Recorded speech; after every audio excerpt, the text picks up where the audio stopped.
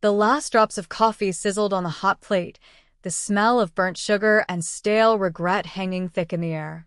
Rain hammered against the diner's plate glass windows, turning the neon sign into a blurry pink watercolor of the word, eat. Zara dragged a damp cloth across the vinyl countertop, her movements automatic, her mind miles away. It was almost 2 a.m. Just her, the cook humming off-key in the back, and the storm. Her feet ached in her worn-out sneakers, a deep, resonant throb that had become the soundtrack to her life. The light orange of her uniform dress felt flimsy against the night's chill, a stark contrast to the starchy, white apron tied tight around her waist. The bell above the door chimed, a tinny, cheerful sound at odds with the men who entered. There were 3 of them, moving with a synchronized silence that sucked the air out of the room. They brought the cold and the wet with them, their expensive shoes, leaving dark prints on the checkered linoleum. 2 were built like brick walls in black suits, their eyes scanning the empty diner with a predatory stillness. But it was the man in the middle who held the room's gravity. He wore a charcoal suit that was so perfectly tailored it seemed less like fabric and more like a second skin, molded to the lean, hard lines of his body. It was Tom Ford. She recognized the cut from a magazine she'd flipped through once on her break. He didn't look at her, not at first. His attention was on the way the rain distorted the city lights, his profile sharp and unforgiving. His dark hair was slicked back from his forehead, and as he finally turned, his eyes found hers. They were dark, so dark they seemed to absorb the diner's weak light, and they held an unnerving, absolute calm. He moved like the world owed him space, and the world, it seemed, agreed. Zara straightened her spine, her professionalism a thin shield against the sudden tension. "Table or booth?" she asked, her voice steady.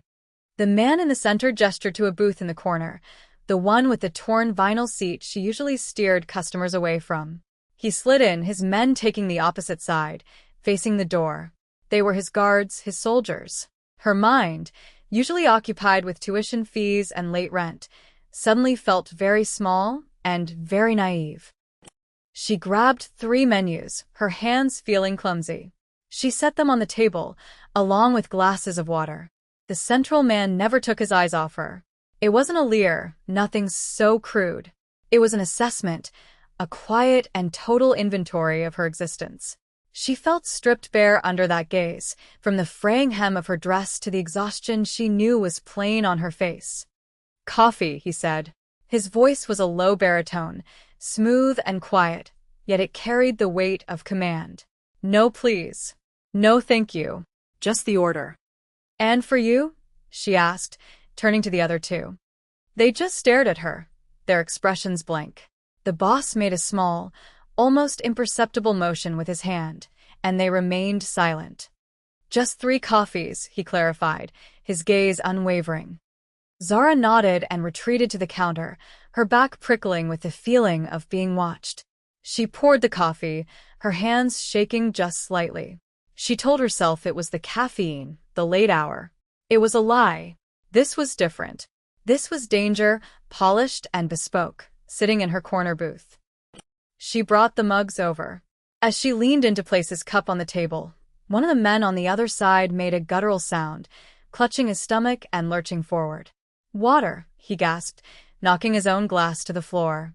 It shattered, the sound unnaturally loud in the quiet diner. "I'll get it," Zara said instantly, her training kicking in. She knelt to pick up the larger shards of glass, her focus entirely on the mess. It was a simple, effective distraction. For a single, fluid second, her back was to the man in the charcoal suit. In that second, he moved. His hand was a pale blur, a surgeon's motion, quick and precise.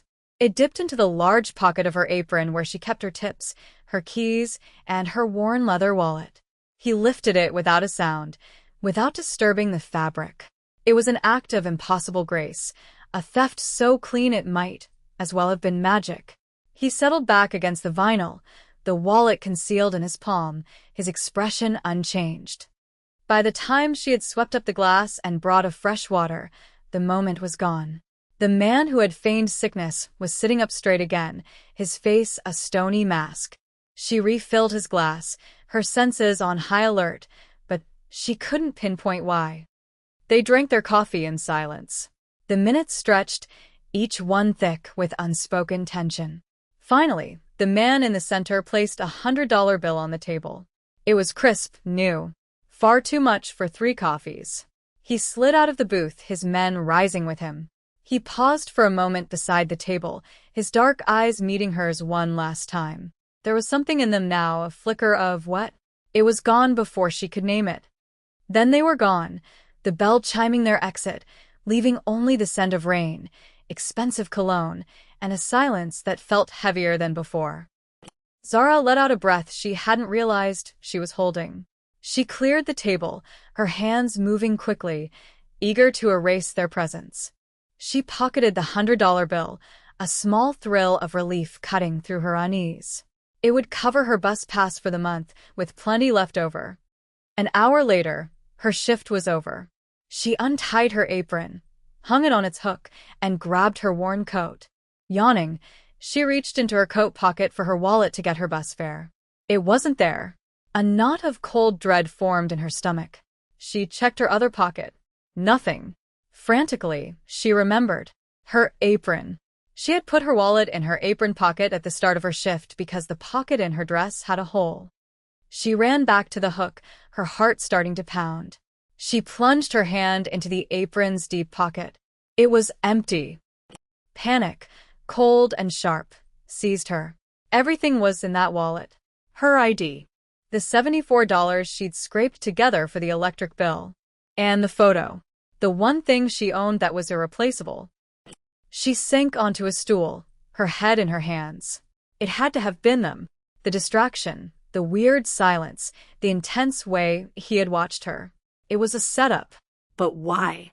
Why would men like that, in suits that cost more than her rent, steal a waitress's cheap wallet? Her mind raced. She couldn't call the police. What would she say? Some rich guys in suits stole her wallet? They'd laugh at her. She was stranded, moneyless, and utterly alone. That was when she saw it. A long, black sedan, impossibly sleek, had pulled up to the curb outside the diner. It was the kind of car that belonged in movies, not outside a greasy spoon at 3 a.m. It sat there, engine humming, its tinted windows like black mirrors reflecting the rain-streaked street. The back door opened. One of the henchmen from earlier stepped out, holding a small black umbrella. He didn't approach the diner door. He just stood by the open car door, waiting. He met her gaze through the window, and then he held something up. Her wallet. Relief warred with a new, more profound fear. He gestured with his head toward the car. It wasn't a request. It was a summons. She knew, with a certainty that chilled her to the bone, that she had no choice. She could stay here, penniless and helpless, or she could walk out into the rain and get into that car, into the heart of the danger that had so deliberately sought her out. She took a deep breath, walked to the door, and pushed it open. The cold, damp air hit her face. She walked across the wet pavement, the man holding the umbrella steady over her head. She didn't look at him. She looked into the dark interior of the car, where a shadow waited. This was the moment everything changed. She was a girl who worked at a diner. Now she was something else. She was his problem to solve. She got in, and the door closed behind her with a soft, heavy thud that sealed her in. The silence inside the car was absolute. It was a rich person's silence, insulated from the outside world by layers of leather and soundproofing. The rain was a distant, rhythmic tapping on the roof, a world away. Zara sat perfectly still, her hands clasped in her lap, her cheap coat feeling rough and out of place against the plush seat. The henchman who had escorted her was in the passenger seat, the other driving. In the seat beside her, separated by a foot of empty space that felt like a canyon, was him. Kwon Jin-hwan. He didn't look at her. He stared out the window at the blurred city lights, but she felt his awareness of her in the air, a physical pressure. Her wallet sat on the console between them. It looked small and pathetic in the opulent car. They drove for what felt like an eternity, leaving the gritty downtown streets behind and ascending into the hills where the houses became mansions and the roads were slick and empty. The car finally glided through an iron gate and into a subterranean parking garage, coming to a stop in a private, numbered slot. "Come," Jean said. It was the first word he'd spoken. She followed him into a private elevator that whisked them upwards, the ride so smooth she barely felt the motion. The doors opened directly into a penthouse. The view hit her first. An entire wall was glass, a panoramic vista of Los Angeles glittering below, a carpet of diamonds strewn across black velvet. The apartment was a study in minimalist luxury, dark wood floors, white walls, furniture that was more art than function. It was cold, beautiful, and utterly soulless. Jean walked to the center of the room, shrugging off his suit jacket and draping it over the back of a severe-looking sofa. He gestured to a low glass table. "Seat." Zara hesitated, then perched on the edge of a leather chair that probably cost more than her entire life's earnings. He stood before her, a predator in his own domain. He picked up her wallet from where his man had placed it on the table. He didn't open it. He simply held it. "Why?" she asked, her voice barely a whisper. "Why did you take this?" He ignored the question. His dark eyes were fixed on her, analytical and intense. "There was a photograph inside," he stated, not asked. "A small one, faded, tucked behind the driver's license." Her breath caught in her throat. The photo, the one of her and Jae-wha. "It's mine," she said, a protective instinct flaring. "It's the only one I have." He finally moved, walking over to a sleek black cabinet. He opened a drawer and took something out, holding it between his thumb and forefinger. He walked back and placed it on the glass table between them. It was the photo, a tiny, dog-eared square of paper. A 7-year-old girl with bright eyes and 2 missing front teeth, her arm thrown around the shoulders of a slightly older boy. The boy was skinny, with a defiant haircut and a smudge of dirt on his cheek, but his eyes, even in the faded image, were fiercely protective of the girl beside him. "Where did you get this?" Jean asked, his voice low, a strange vibration running through it. "St. Jude's Home for Children," she answered automatically. "It was taken the week before he was adopted. His name was Jae-wha. He was my best friend." The silence that followed was so profound she could hear her own heartbeat.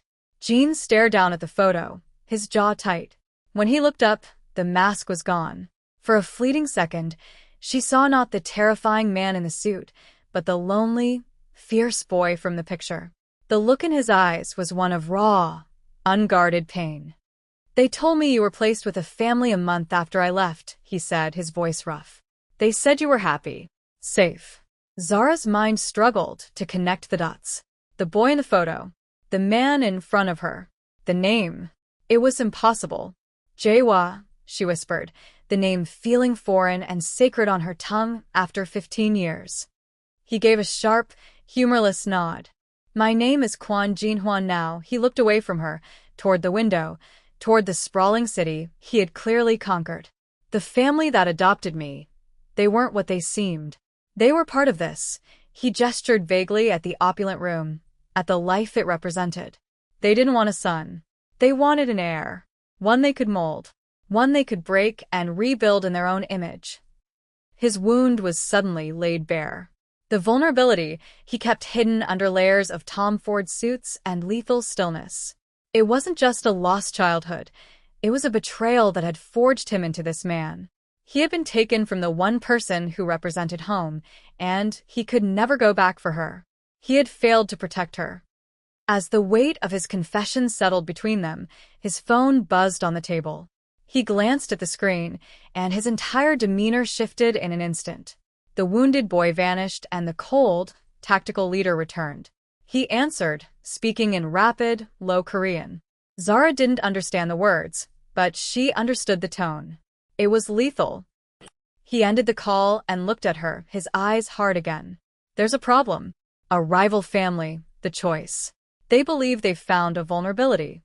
They're watching me." His gaze was pointed, leaving no doubt as to what, or who, that vulnerability was. You can't leave. Now that you've been seen with me. Now that you're in here, leaving is a death sentence. They will assume you know something. They will take you to get to me. The danger she had only sensed before was now explicit, a tangible threat that filled the room. Her world had shrunk to the four walls of this glass cage. He turned his back to her, walking toward a panel in the wall. I have to make a call. Stay here. He disappeared into another room, leaving the door slightly ajar. She was alone. Her mind screamed at her to run. The front door was right there. She could take the elevator, flee into the night, and never look back. It was her one chance to escape this nightmare. She stood up, her legs trembling, and took a step toward the door. But she stopped. She thought of the boy in the photo. Jaehwa. He was still in there, buried beneath the ice and steel of Kwon Jin-hwan. He had stolen her wallet not for money, but to find a ghost. To confirm a hope he must have carried for 15 years. And now his world was threatening to swallow her whole, but it was also threatening him. Leaving him now felt like a second abandonment. She made a deliberate choice. She walked to the heavy front door, her heart pounding a frantic rhythm against her ribs. With a decisive click, she slid the deadbolt into place. She didn't run. She stayed. When Jean emerged from the other room minutes later, his face was a grim mask. He stopped short when he saw her standing by the door, his eyes dropping to the locked deadbolt. He looked back at her, and the silence stretched, thick with unspoken questions. He didn't ask why she'd done it. He didn't have to. He just nodded, a slow, deliberate motion. For the first time, he said her name, and it sounded different from how anyone else had ever said it. It wasn't the casual call of a customer or the tired sigh of her landlord. He said it like a word he had been holding on the tip of his tongue for a decade and a half, a forgotten prayer suddenly remembered. Zara. The choice were relentless. Jin's organization called them jackals, scavengers who grew bold when they smelled blood. And Jean, by bringing a civilian into his penthouse, had shown them a wound. They didn't know who Zara was, not yet. They only knew she was new, unprotected, a soft target. We have to move you, Jean announced 2 days later. He had been a ghost in his own home, consumed by hushed phone calls and meetings with men whose faces were carved from stone. Zara had been confined to the penthouse, a gilded cage where the only entertainment was watching the city breathe below. Move me where? She asked, folding her arms across her chest. The orange diner dress had been replaced by simple, comfortable clothes one of his men had delivered, a black sweater and jeans that fit surprisingly well. A safe house. Here, you're a symbol. There, you will be a secret. The transfer was meant to be discreet. A nondescript sedan in the middle of the afternoon rush hour. No motorcad, no arriesgarse. Just Jean, Zara, and a driver. It was a calculated risk, an attempt to slip through the city's arteries unnoticed. The jackals were waiting. They were 3 blocks from the penthouse when a black SUV slammed into their side, the shriek of metal on metal, a deafening scream. The world became a violent, spinning chaos of shattered glass and jolting impacts. Zara was thrown against the door, her head cracking against the window. Before she could even register the pain, Jin's body was covering hers. He moved with a brutal efficiency, his weight a solid, living shield, tucking her head down as the car screeched to a halt. Stay down, he roared, the command cutting through the ringing in her ears. The sharp crack of gunfire erupted around them. Bullets pinged against the car's armored body. Jean drew a sleek, black handgun from inside his jacket, his movements fluid and terrifyingly calm. He returned fire through the shattered back window, each shot a deliberate, measured punctuation mark in the symphony of violence. The smell of gunpowder and hot metal filled the car. It was suffocating.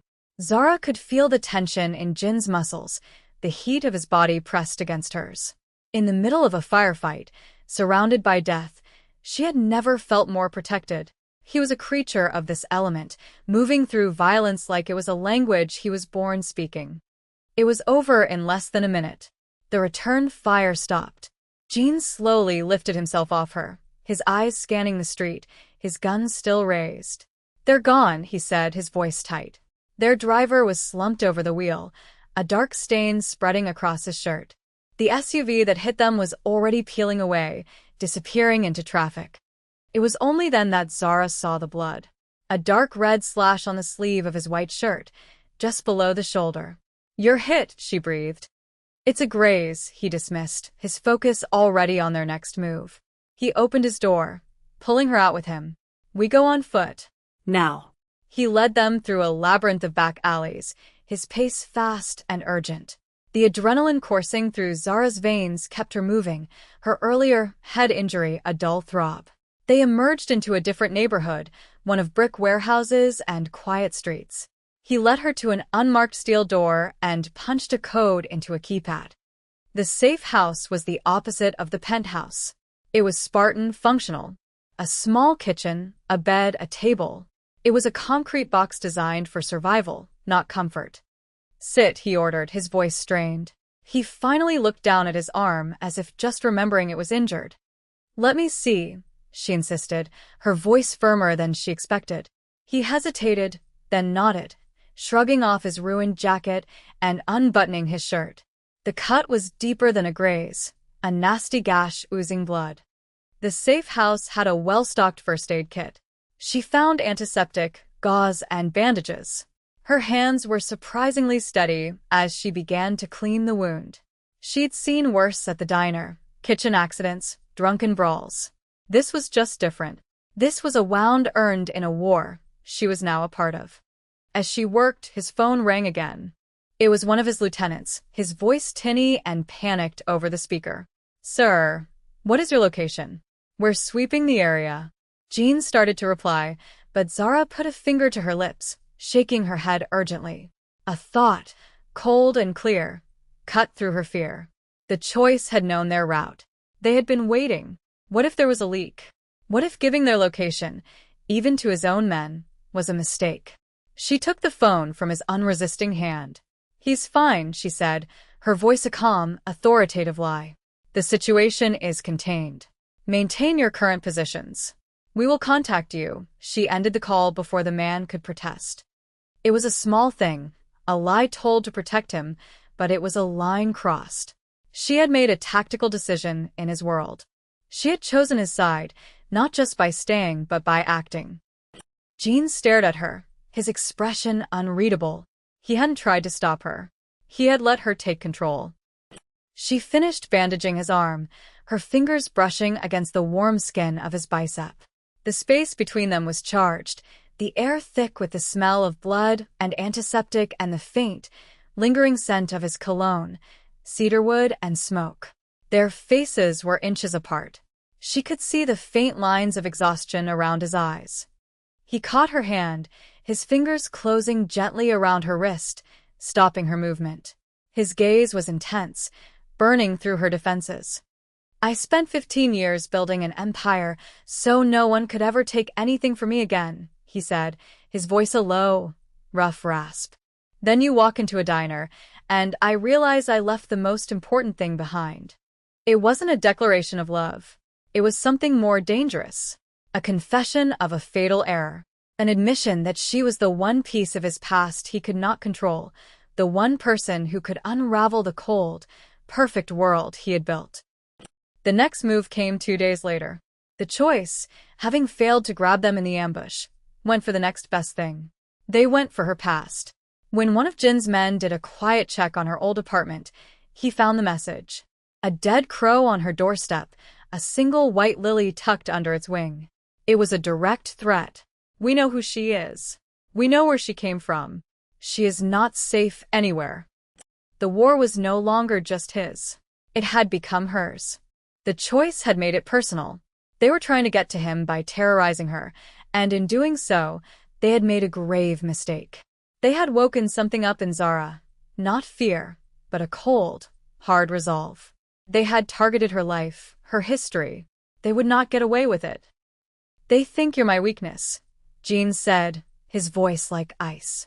They were looking at a satellite map of her old apartment building, projected onto the wall of the safe house. "They'll use it as bait. They'll expect me to come for them there, a direct assault to reclaim my honor." He was right. It was a classic trap, designed to appeal to a man's pride. A frontal assault was exactly what the choice would anticipate. Jean was already outlining a plan with his lieutenants over a secure line, a plan involving overwhelming force. But Zara saw something else. She saw the trap from the perspective of the bait. "They're wrong," she said quietly, stepping up to the map. Jean and his men on the call fell silent. "They don't expect you to be smart. They expect you to be angry. They'll have all their men watching the front, the roof, the alley. But they won't be watching here." She pointed to a small, unassuming dry cleaner shop on the ground floor of the adjacent building. "I used to work there for a few months. The basement connects to the service tunnels for both buildings. It's old, filled with pipes and rats. No one uses it." Her knowledge of the ordinary world, her world, was now a weapon in his. "They're watching for an army. They won't be looking for a ghost." Jean looked at her, a new light in his eyes. It was respect. He had surrounded himself with soldiers, but she had given him something they couldn't, an angle born of a life he had never lived. He changed the plan. The climax was not a firefight. It was a surgical strike. Jean and two of his most trusted men went in through the tunnels, just as Zara had said. She insisted on going, not to fight, but to guide them through the maze she remembered. She was the key. They emerged in the basement of her old building, the air thick with the smell of dust and damp concrete. They moved up the service stairs, silent as shadows. The Choi family's men were all positioned as she'd predicted, their attention focused outward, waiting for a war that would never come. Jin's team moved with brutal, silent efficiency, neutralizing the guards one by one. But in the chaos, one of the Choi soldiers, hearing a faint noise, doubled back. He came around a corner just as Jean was taking down another man, his back exposed for a split second. The soldier raised his weapon. There was no time to shout a warning. Zara didn't hesitate. She acted. She grabbed the nearest object, a heavy, metal fire extinguisher from the wall, and swung it with all her strength into the back of the man's knees. He buckled with a grunt of pain, his shot going wide, shattering a plaster wall. The momentary distraction was all Jean needed. He spun, disarming the man with a fluid, lethal motion. She had saved him. In the ringing silence that followed, the threat was over. The Choi family's ambush had been dismantled from the inside out. Jean stood over the last unconscious guard, his chest heaving slightly. He turned to look at Zara, who stood with the fire extinguisher still clutched in her hands, her knuckles white, her heart hammering against her ribs. He walked over to her, his eyes searching her face. He reached out, not to take the extinguisher, but to gently touch a faint scar above his own eyebrow, a pale line against his skin. "The family who took me gave me this," he said, his voice low and raw. "They taught me that loyalty is a weapon, that love is a liability. You remind me that loyalty used to just be a promise between two kids, against the world." He was no longer seeing her as a weakness to be protected. He was seeing her as an equal, the missing piece of himself that made him whole, not by completing him, but by reminding him of who he was before the world had tried to break him. The cost of that victory was absolute. Her old life was incinerated. The diner, the apartment, the quiet, desperate dream of a normal future, all of it was ash. There was no going back.